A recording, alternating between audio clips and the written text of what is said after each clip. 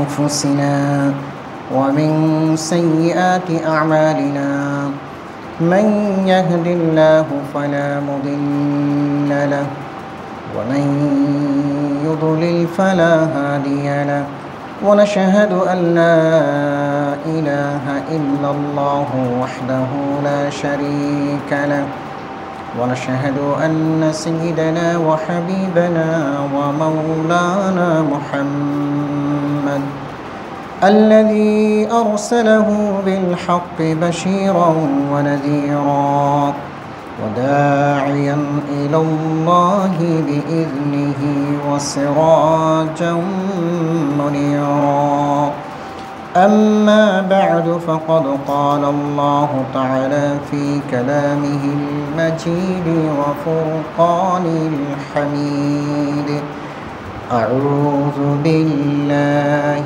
من الشيطان الرجيم بسم الله الرحمن الرحيم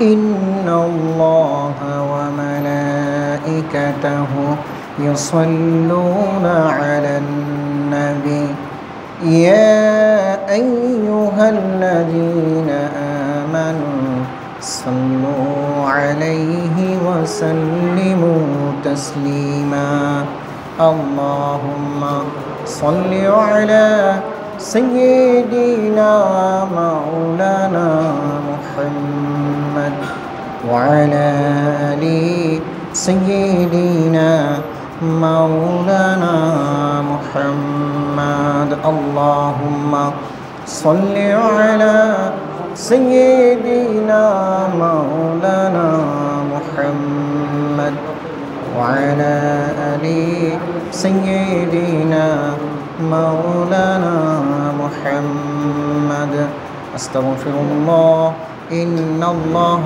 غفور رحيم سبحان الله وبحمده سبحان الله العظيم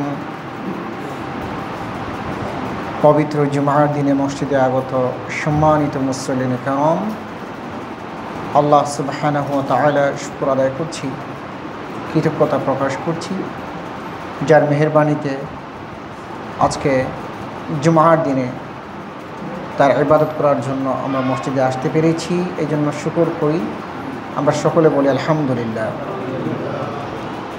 দুরুদ এবং সালাম প্রেরণ করি বিশ্বনবী মুহাম্মদুর রাসূলুল্লাহ সাল্লাল্লাহু আলাইহি ওয়াসাল্লামের প্রতি। সম্মানিত হাজিরিন, আজকে আজ হলো ইতালিতে ছুটির দিন, তাই না?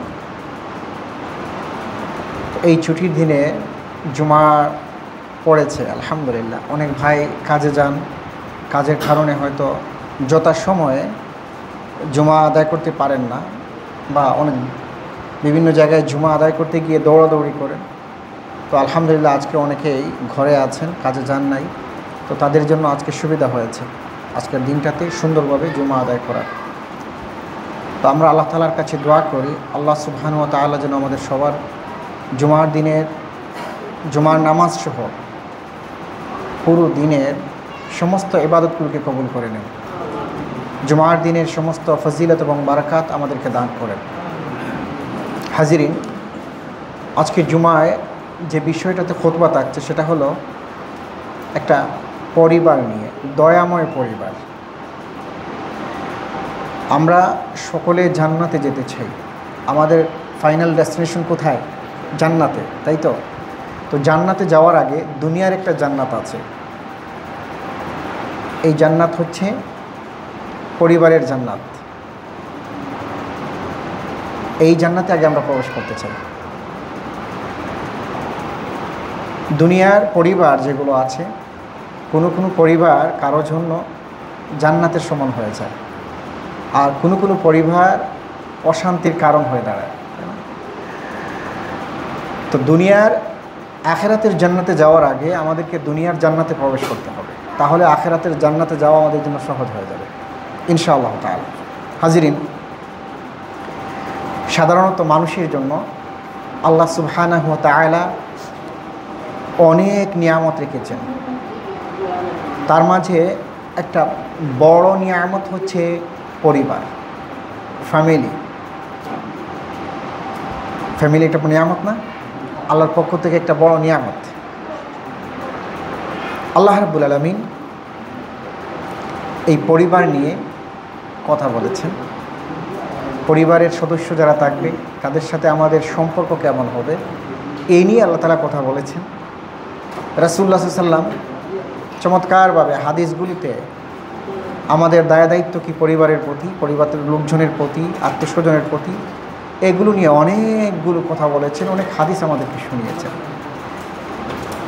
তো যাই হোক, আজকের খুতবায় আমরা অতি সংক্ষেপে আমাদের পরিবার নিয়ে আমাদের কি দায়িত্ব রয়েছে, এই পরিবারকে কিভাবে আমরা শান্তিময় একটা পরিবার বানাতে পারি, দুনিয়ার বেহেশত বানাতে পারি, এ ব্যাপারে একটু সংক্ষেপে আলোচনা থাকছে ইনশাআল্লাহ তাআলা। হাজিরিন, আল্লাহ রাব্বুল আলামিন সূরা আন-নিসার শুরুতেই তিনি পরিবারের কথা বলেছেন।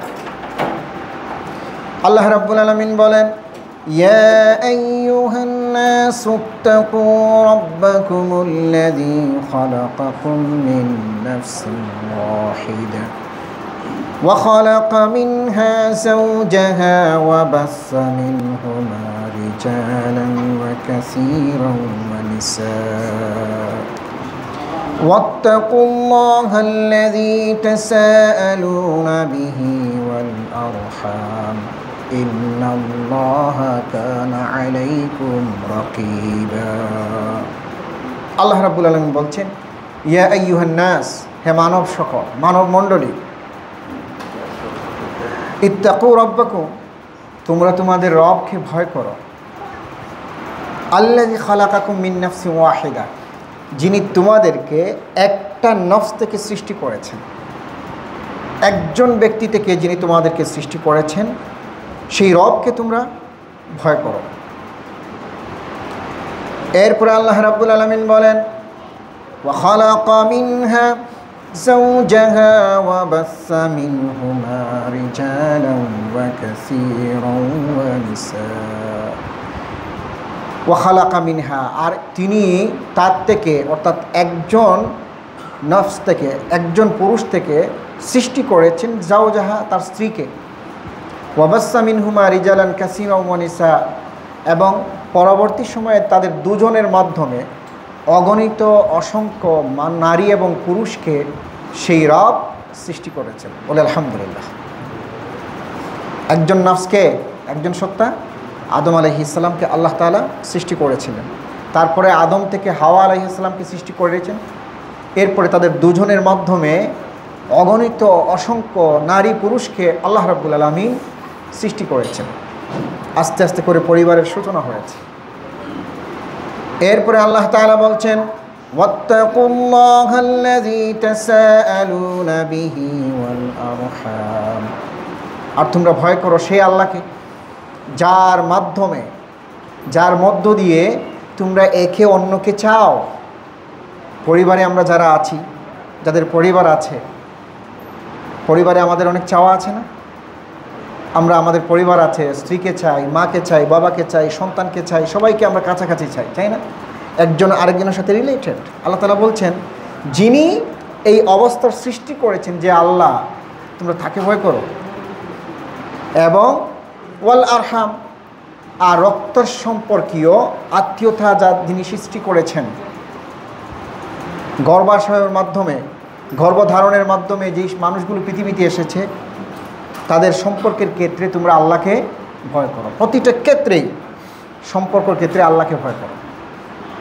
তো এভাবে করে আল্লাহ রাব্বুল আলামিন সূরা নিসার শুরুতে পরিবারের কথা তুলে ধরেছে।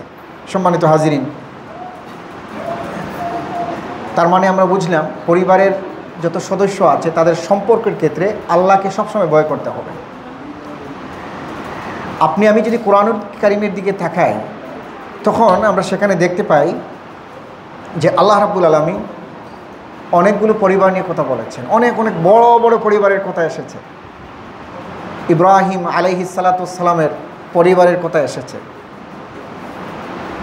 তারপরে জাকারিয়া আলাইহিস সালামের কথা সেখানে এসেছে। ইউসুফ আলাইহিস সালামের চমৎকার উপাখ্যান আল্লাহ রাব্বুল আলামিন কুরআনুল কারীমে তুলে ধরেছেন। একইভাবে ইয়াকুব আলাইহিস সালামের এক বড় পরিবারের কথা আল্লাহ তাআলা কুরআনুল কারীমে বর্ণনা করেছেন। একইভাবে মূসা আলাইহিস সালামের কথা এসেছে এবং ঈসা ইবনে মারিয়াম আলাইহিস সালাম তার কথা, তার পরিবারের কথা, মা বাবা আত্মীয় স্বজনের কথা আল্লাহ রাব্বুল আলামিন কুরআনে কারীমে বর্ণনা করেছেন। এমনকি একজন বিখ্যাত ব্যক্তি, বিখ্যাত দার্শনিক হযরত লুকমান হাকিম, যিনি নবী ছিলেন না, লুকমান হাকিমের পরিবারের কথা আল্লাহ তাআলা কুরআনুল কারীমে বর্ণনা করেছেন। তার ছেলেকে তিনি কি উপদেশ করেছিলেন, এই উপদেশগুলো এত চমৎকার ছিল, এত চমৎকার ছিল, আল্লাহ তাআলা এই কথাগুলোকে, এই উপদেশগুলোকে, অ্যাডভাইসগুলোকে কুরআনুল কারীমে তুলে ধরেছেন, যেন কিয়ামত পর্যন্ত মানুষ যে পৃথিবীতে আসবে, পরিবার গঠন করবে, তার সন্তান হবে, অভিভাবকরা তাদের সন্তানকে সে ধরনের উপদেশ করতে পারে। এই জন্য আল্লাহ রাব্বুল আলামিন কুরআনুল কারীমে লুকমান হাকিমের অ্যাডভাইসগুলো, উপদেশগুলো বর্ণনা করেছেন। বলি আলহামদুলিল্লাহ। তার মানে হলো পরিবারের কথা কোথায় আছে? কুরআনুল কারীমে এসেছে। সমস্ত নবী রাসূলদের পরিবার ছিল না? নাকি এমন কোনো রাসূল নবী এসেছেন পৃথিবীতে যার কোনো পরিবারই ছিল না? না, সকলের পরিবার ছিল। কাজেই এই সমস্ত দৃষ্টান্ত থেকে, ঘটনা থেকে, উপাখ্যান থেকে আল্লাহ তাআলা আমাদেরকে যে জিনিসটি শেখাতে চান সেটা আমাদেরকে শিখতে হবে। তাহলে আপনার, আমাদের সকলের এক একটা পরিবার আছে না? জীবনের পরেতে জীবনের বাঁকে বাঁকে সেই আদর্শগুলো, সেই আল্লাহ তাআলার অ্যাডভাইসগুলো, বিভিন্ন নবী রাসূলদের পরিবারের সুন্দর জিনিসগুলো যদি আমরা আমাদের জীবনে যদি অ্যাপ্লাই করতে পারি, তাহলে আমাদের পরিবারগুলোও দুনিয়াতে একটা বেহেশতে পরিণত হয়ে যাবে। সেই জন্য আল্লাহ রাব্বুল আলামিন কুরআনুল কারীমে এই সমস্ত পরিবারের কথা তুলে ধরেছেন। সম্মানিত হাজিরিন, কাজেই আল্লাহ তাআলা আমাদেরকে একটা পরিবার দিয়েছেন এবং আল্লাহ রাব্বুল আলামিন আপনাকে আমাকে যে পরিবার দিয়েছেন এটা আমাদের চয়েসের বিষয় নয়। আল্লাহ রাব্বুল আলামিন যেভাবে চয়েস করেছেন, তিনি যেভাবে চেয়েছেন, ঠিক সেভাবেই আমাদেরকে পরিবারের সদস্য বানিয়েছেন। আমরা সেভাবেই এসেছি পৃথিবীতে। আমরা আমাদের নিজেদের চয়েসে, আমি আমার পরিবারে জন্ম নেই নাই, আপনিও আপনার পরিবারে, আপনার মা বাবার ঔরসে আপনি পৃথিবীতে আসেন নাই নিজের চয়েসে, বরং আল্লাহ চেয়েছেন, এভাবে এসেছেন আপনি।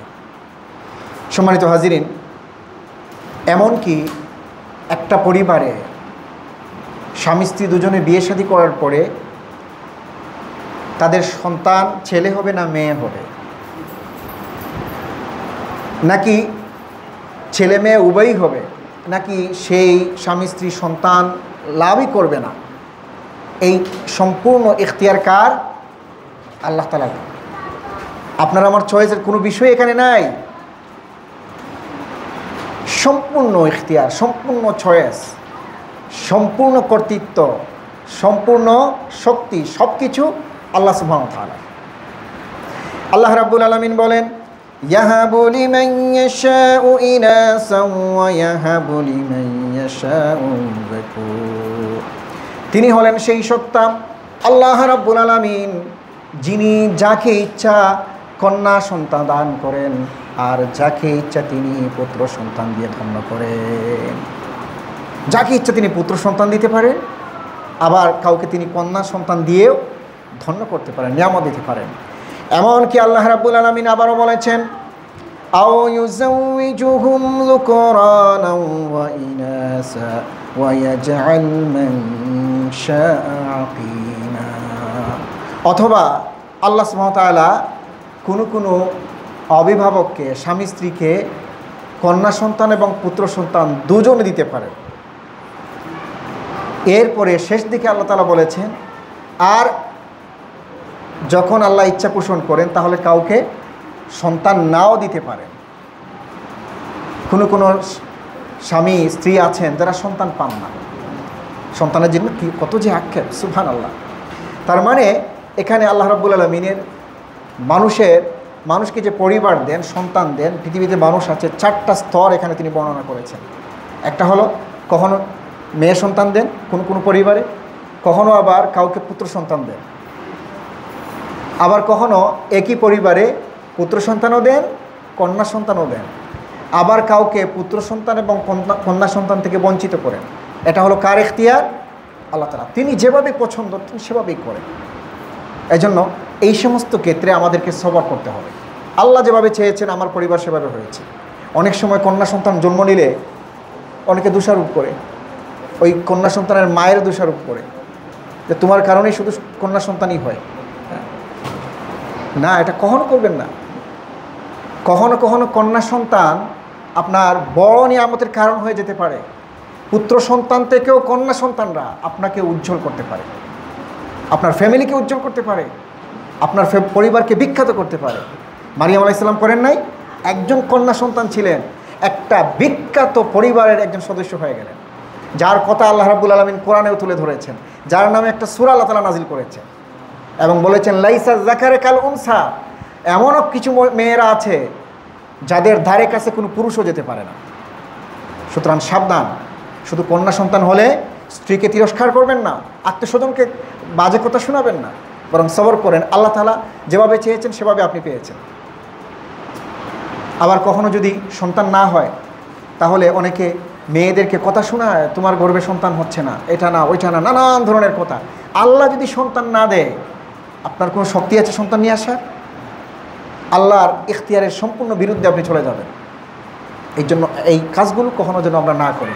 তো যাই হোক, সন্তান একজন হোক, দুজন হোক, অথবা সন্তান না থাক, সম্পূর্ণ এই পরিবারের ইখতিয়ার হচ্ছে আল্লাহ সুবহানাহু ওয়া তাআলা। সম্মানিত হাজিরিন, কাজেই আমরা আল্লাহ সুবহানাহু ওয়া তাআলার কাছে একটা ভালো পরিবার চাইব, একটা কল্যাণময় পরিবার, যেই পরিবারে বরকতে ভরপুর থাকবে, এমন একটা পরিবার আমরা সব সময় আল্লাহ সুবহানাহু ওয়া তাআলার কাছে চাই। কি বলেন, আপনারা চান না?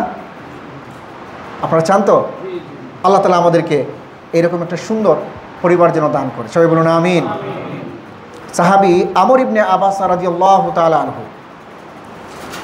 তিনি মক্কার একটা প্রত্যন্ত অঞ্চলে থাকতেন। ইসলামের প্রাথমিক যুগে তিনি রাসূলুল্লাহ সাল্লাল্লাহু আলাইহি ওয়াসাল্লামের কাছে আসলেন, এসে বললেন যে ইয়া মুহাম্মদ সাল্লাল্লাহু আলাইহি ওয়াসাল্লাম, আপনি কে? আপনি কী জন্য পৃথিবীতে এসেছেন? আল্লাহ রাসূল জবাব দিলেন আনা নাবিয়ুন, আমি হচ্ছে একজন নবী। তখন আবার প্রশ্ন করলেন নবী কি? রাসূলুল্লাহ সাল্লাল্লাহু আলাইহি ওয়াসাল্লাম জবাব দিলেন যে আমাকে আল্লাহ তাআলা পাঠিয়েছেন। তখন আবার প্রশ্ন করলেন যে আল্লাহ তাআলা যে আপনাকে পাঠিয়েছেন, কি উদ্দেশ্য নিয়ে পাঠিয়েছেন, আপনি এখানে কি করবেন? তখন রাসূলুল্লাহ সাল্লাল্লাহু আলাইহি ওয়াসাল্লাম আবাসাকে যে দুটি প্রশ্নের দুটি জবাব দিলেন। একটা হচ্ছে আনি আবুদুল্লাহ ওয়া তাসিলুল আরহাম, যে দুটি বিষয় আল্লাহ তাআলা আমাকে আদেশ করেছেন। একটা হলো তোমরা এক আল্লাহর ইবাদত করবে। কার ইবাদত করবেন? জীবনের সর্বক্ষেত্রে এক আল্লাহর ইবাদত। আর আরেকটা হচ্ছে ওয়া তাসিলুল আরহাম, আত্মীয়তার সম্পর্কগুলোকে সুন্দর রাখা। আত্মীয়তার সম্পর্ককে সুন্দর রাখার জন্য, ভালো রাখার জন্য আল্লাহ রাব্বুল আলামিন আমাকে পাঠিয়েছেন। সুবহানাল্লাহ, আত্মীয়তার সম্পর্ক। সম্মানিত হাজিরিন, একইভাবে আবিসিনিয়ায় ইসলামের প্রাথমিক যুগে যখন একদল মুসলমানরা হিজরত করে গিয়েছিলেন, তো আবিসিনিয়ার প্রেসিডেন্ট ছিলেন বাদশাহ নাজ্জাশী। তো সেই মুসলিম ডেলিগেশনে হিজরতকারীদের মাঝে একজন বিখ্যাত সাহাবী ছিলেন, যিনি ছিলেন রাসূল ইসলামের চাচাতো ভাই জাফর বিন আবি তালিব রাদিয়াল্লাহু তাআলা আনহু। নাজ্জাশী জাফর বিন আবি তালিবকে ডেকে পাঠালেন, তাকে জিজ্ঞেস করলেন যে জাফর, তোমাদের নবী মুহাম্মদ তোমাদেরকে কী শিক্ষা দেন, ইসলাম কী শিখায়, এটা আমাকে বলো। তখন জাফর রাদিয়াল্লাহু তাআলা আনহু যে জবাব দিয়েছিলেন আবিসিনিয়ার সেই নাজ্জাশী বাদশাকে, সেটা আজও ইতিহাসে সমুজ্জ্বল হয়ে আছে। তিনি বলেছিলেন আমাদের নবী আমাদেরকে দুটি জিনিস শিখান, ইসলাম আমাদেরকে দুটি শিক্ষা দেয়। একটা হচ্ছে আনি আবুদুল্লাহ, আর আরেকটা হচ্ছে ওয়া তাসিলুল আরহাম, যে আমাদের নবী আমাদেরকে শিখান কেবলমাত্র একমাত্র শুধুমাত্র এক আল্লাহর ইবাদত করবে, আর আত্মীয়তার সম্পর্কগুলোকে মজবুত রাখবে। আত্মীয়তার যে সম্পর্ক আছে, রেহেমের সাথে মাতৃগর্ভের যে সম্পর্ক, গর্ভধারণের ফলে ভাই বোনের যে সম্পর্ক তৈরি হয়, চাচা ফুফু এই জাতীয় সম্পর্ক, খালা মামা, এই সম্পর্কগুলোকে মজবুত রাখবে, সুন্দর রাখবে, আর এক আল্লাহর ইবাদত করবে। সুবহানাল্লাহ। তার মানে পরিবারের কথা, পরিবারের মধ্যে যারা আছে তাদের সাথে সুসম্পর্ক বজায় রাখতে হবে। এটাই শিক্ষা দিয়েছে ইসলাম, এটাই ইসলাম শিখিয়েছে। সম্মানিত হাজিরিন, কথা সংক্ষেপেই বলছি। এই যে রেহেম, তাসিলুল আরহাম, আত্মীয়তার সম্পর্ক, রেহেম শব্দটার দুটি অর্থ হতে পারে। একটা হচ্ছে রেহমন থেকে, অর্থাৎ গর্ভাশয়, গর্ভধারণের ফলে সন্তান পৃথিবীতে আসে, এবং এর মধ্য দিয়ে যতগুলো সন্তান একজন মায়ের গর্ভ থেকে পৃথিবীতে আসে, তাদের এই সন্তানগুলোর মাঝে যে সম্পর্ক তৈরি হয় দুনিয়াতে, সামাজিক জীবনে, এই সম্পর্কগুলোকে চমৎকার রাখা, সুন্দর রাখা, ভালোবাসাময় রাখা, এটাই ইসলাম শিক্ষা দেয়। আর আরেকটা শব্দের এই রেহাম হচ্ছে আরহাম, রাহাম থেকে। আল্লাহ সুবহানাহু ওয়া তাআলার একটা নাম হচ্ছে রহমান। আল্লাহ তাআলার একটা নাম কি? রহমান, মানে দয়াময়। রহমান অর্থ কি? দয়াময়। তো রহমান থেকে রেহেম এসেছে। তার মানে এই একই পরিবার থেকে যারাই পৃথিবীতে আসবে, মায়ের গর্ভ থেকে যারা আসবে, এবং তাদেরকে ভিত্তি করে যে পরিবার গঠন হবে, এই সকলের মধ্যে দয়াময়ের সম্পর্ক থাকতে হবে, ভালোবাসাময় সম্পর্ক থাকতে হবে। এই জন্য হাদিসে কুদসিতে এসেছে, আল্লাহ রাব্বুল আলামিন বলেছেন, আনার রহমান, আমি হচ্ছি দয়াময় আল্লাহ, ওয়াহিয়ার রাহিম, আর এটা থেকেই রেহেম এসেছে। শাকাতুলাহা ইসমাম মিন ইসমি, এবং এই রেহেমটা আমার নামের সাথে যুক্ত হয়ে গেছে, আমি আমার নামের সাথে যুক্ত করে নিয়েছি। কাজেই মিন ওয়াসালাহা ওয়াসালাতহু, যে যার পরিবারের সদস্যের সাথে দয়াময় সম্পর্ক রাখবে, সে আমার সাথে ভালো সম্পর্ক রাখবে। আর ওয়ামান কাতাআহা বাতাত্তা, যে তার পরিবারের সদস্যদের সাথে, রেহেমের সাথে যুক্ত সদস্যদের সাথে খারাপ আচরণ করবে, সম্পর্কে কাট অফ করবে, সে আমার সাথে কোনো সম্পর্ক তার থাকবে না। বুঝতে পেরেছেন? কি মারাত্মক কথা। এই জন্য পরিবারের সদস্যের সাথে আমাদের সুসম্পর্ক রাখতে হবে, তাহলে আল্লাহ রাব্বুল আলামিনের সাথেও আমরা সুসম্পর্ক রাখতে পারবো। আল্লাহ তাআলা আমাদেরকে সেই তৌফিক দান করুন। সম্মানিত হাজিরিন, অনেকগুলো কথা ছিল, আমরা শর্ট করে নেব। তো আমাদের একটা সুন্দর পরিবার আমরা চাই, সুন্দর, বিশেষ করে ইউরোপের মাটিতে যে সমস্ত ভাইরা নিয়মিত কাজ করেন, পরিবারের ভরণ পোষণের জন্য আমাদেরকে নিয়মিত বাইরে কাজ করতে হয়, আমরা সেভাবে পরিবারকে সময় দিতে পারি না। কাজ থেকে ফেরার পরে যতটুকুন সময় আমরা পাই, এই সময়টাও আমরা বিভিন্নভাবে নষ্ট করে ফেলি। তার মাঝে সময় যেভাবে আমরা যেই জায়গায় আমরা নষ্ট করি, তার মাঝে একটা জায়গা হলো আজকালকার মোবাইল ফোন, সোশ্যাল মিডিয়া। এই মোবাইল ফোন আমাদের সময়গুলো নষ্ট করে দিচ্ছে। আপনি আমি একটু হিসাব মিলাই, আমরা যখন ঘরে ফেরার পরে মোবাইল নিয়ে ব্যস্ত হয়ে পড়ি। এমনকি একই ঘরে 4-5 জন সদস্য আছেন, আপনি দেখবেন যে 4 জনের হাতেই মোবাইল ফোন।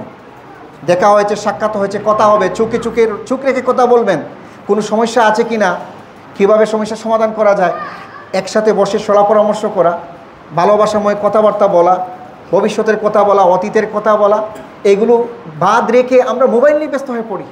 শুধু সারাক্ষণ মোবাইল, সারাক্ষণ ফেসবুক, এগুলো নিয়ে ব্যস্ত হয়ে পড়ি। এমন তো লোকজন আছে, দেখা যায় রাস্তাঘাটে চলেন, হাতে একটা মোবাইল, হাঁটছেন মোবাইল দেখছেন, হাঁটছেন মোবাইল দেখছেন, কারোর সাথে কোথাও সাক্ষাৎ হয়েছে, মোবাইলের দিকে তাকাই আসসালামু আলাইকুম রহমতুল্লাহ, হাত হ্যান্ডশেক করে মোবাইলের দিকে তাকাইয়া। পাইয়েছেন আপনারা এরকম? কোথায় গেল আমাদের সেই অতীত? এই মোবাইল ফোন আমাদেরকে ধ্বংস করে দিচ্ছে। এটা তো হওয়ার কথা ছিল না। মোবাইল ফোন আমাদের জীবনকে সহজ করেছে, কিন্তু কোনো কোনো ক্ষেত্রে মনে হচ্ছে যে আমাদের জীবনকে মোবাইল ফোন ধ্বংস করে দিচ্ছে। আপনারা নৌকা চড়েছেন তো নাকি? নদী পারাপারের জন্য আমরা নৌকা চড়ি। নৌকা একটা নদী পারাপারের একটা নিরাপদ বাহন, তবে শর্ত হলো নৌকার নিচে আশেপাশে পানি থাকতে হবে। এখন সেই নৌকার ভিতরে যদি পানি প্রবেশ করে, একেবারে পানিতে সয়লাভ হয়ে যায়, তাহলে এই নৌকা বিপদের কারণ হয়ে যায়, নির্ঘাত মৃত্যুবরণ করতে হয়, নৌকা ডুবে যাবে।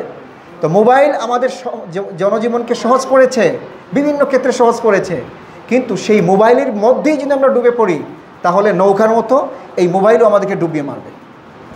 কাজেই সময় থাকতে যেন আমরা সতর্ক হই। আমরা মোবাইল ততটুকুন সময় ব্যবহার করব যতটুকুন আমাদের প্রয়োজন আছে, বাকিটা সময় মোবাইল থেকে যেন আমরা দূরে থাকি, না হলে আমরা নিজেরাই নষ্ট হয়ে যাচ্ছে, আমাদের প্রজন্মকে নষ্ট করে দিব। আমরা দেখলাম অতি সম্প্রতি গতকাল একটা দুর্ঘটনা ঘটেছে ইতালির ভেনিসে। একটা 12 বছরের শিশু পানিতে ডুবে সে নিহত হয়েছে। আমরা তার জন্য আল্লাহর কাছে তার জন্য ক্ষমা চাচ্ছি। আল্লাহ তাআলা তাকে যেন জান্নাতের মেহমান হিসেবে কবুল করে নেয়, তার পরিবারকে সবর করার তৌফিক দান করে। দেখতে হবে পিকনিকে যাচ্ছেন আপনি, পিকনিকে গিয়ে বাচ্চাদের কোনো খবর থাকে না, মা বাবা মোবাইল নিয়ে ব্যস্ত, আনন্দ ফুর্তিতে ব্যস্ত, বাচ্চারা কোথায় যাচ্ছে, পানিতে নামছে নাকি পাহাড়ের চূড়ায় উঠছে কোনো খবর নাই, বেমালুম ভুলে যাচ্ছে, যার কারণে দুর্ঘটনা সংঘটিত হচ্ছে। আল্লাহ তাআলা আমাদেরকে সতর্ক হওয়ার তৌফিক দান করুন। মোবাইল এই একটা ফিতনা, এই ফিতনা থেকে আমরা যেন সবাই হেফাজত থাকতে পারি, আল্লাহ তাআলা তৌফিক দান করুন। যতটুকুন ব্যবহার করার দরকার ততটুকুন করবেন। অনেক সময় অ্যানাউন্সমেন্ট করা লাগে মসজিদে আসলে আল্লাহর রাস্তায় মোবাইল বন্ধ রাখুন। এটা কেন হবে? মসজিদে আসার আগেই আমরা মোবাইল সুইচ অফ করে দেবো ইনশাআল্লাহ। আল্লাহ তাআলা তৌফিক দান করুন। গতকাল এখানে এই রাস্তার মোড়ে একটা দুর্ঘটনা ঘটেছে। আমরা বাচ্চাটা কি অবস্থা জানি না, মাগরিবের পরেই বাইসাইকেল চালিয়ে রাস্তা পারাপার হচ্ছিল, এই অবস্থায় একটা গাড়ি ধাক্কা দিয়েছে। সাইকেল এক জায়গায় পড়েছিল, তার হেলমেট এক জায়গায় পড়েছে, জুতাগুলো এক জায়গায় পড়েছিল। পরবর্তীতে কি হয়েছে কারো কোনো জানা আছে? আমরা কেউ জানি না বাচ্চাটা কি অবস্থা। তো যাই হোক, গার্জিয়ানদেরকে সতর্ক হতে হবে। আপনার বাচ্চা রাস্তায় নামার পরে আপনার দায়িত্ব হলো তার হাত ধরে রাস্তা পারাপার করা, তার সতর্ক দৃষ্টি রাখা, সে যেন রাস্তা থেকে নিচে নেমে না যায়। গাড়িগুলো চলাফেরা করে অনেক স্পিডে দৌড়ে যদি একটা দুর্ঘটনা ঘটে যায় সারা জীবনের কান্না পরিণত হয়ে যাবে বিষয়গুলো। এজন্য আসুন, আল্লাহ তাআলা আমাদেরকে পরিবার দিয়েছে, এই পরিবারের যত্ন নেই, আমরা পরিবার প্রতি রহম করি, তাদের প্রতি দয়াশীল হই, তাদের মধ্যে মহব্বতের কথাবার্তা বলি, তাদের সাথে আরও আন্তরিক হই। সময় ব্যবসাতে সামাজিকতা একটু কমিয়ে আমরা আমাদের পরিবার নিয়ে একটু চিন্তা করি। আল্লাহ তাআলা আমাদের সবাইকে সেই তৌফিক দান করুন। ওয়া আখিরু দাওয়ানা আনিল হামদুলিল্লাহি রাব্বিল আলামিন। আজান হয়ে যাবে, আজানের পরে আমরা সুন্নাত আদায় করে নেব ইনশাআল্লাহ। আজকে আমি